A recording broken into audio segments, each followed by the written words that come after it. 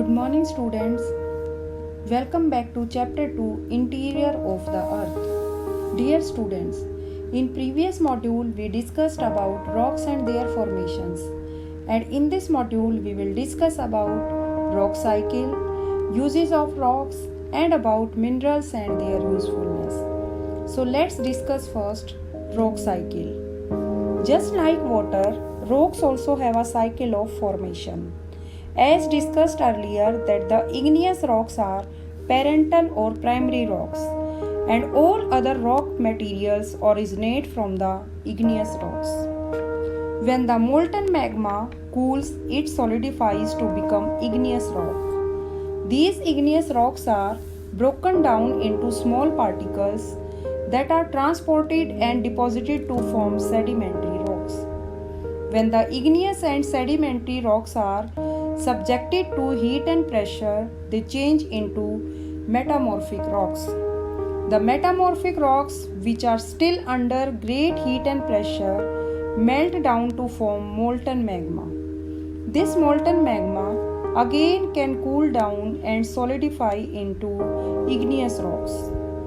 This continuous cycle of change of one type of rock to another type of rock is known as a rock cycle. Dear students, it takes thousands of years to complete one rock cycle. So next we will discuss about uses of rocks. Dear students, rocks are very useful to us from the ancient period. In ancient times, rocks were used to make tools and weapons. And nowadays, rocks are useful to us in various ways. The hard rocks are used for making roads, houses, bridges, and buildings. Some stones or rocks are used in many games also. For example, 7 stones, that is called pithu, hopscotch, which is called steppu, kit, and 5 stones, that is called gitti. And some rocks are used in making monuments also. For example, our famous historical monument, Red Fort, that is made up of red sandstone. The Taj Mahal is made up of white marble. So next we will discuss about minerals. What is a mineral? A mineral is a solid substance that is inorganic, has chemical composition, and also crystalline in nature.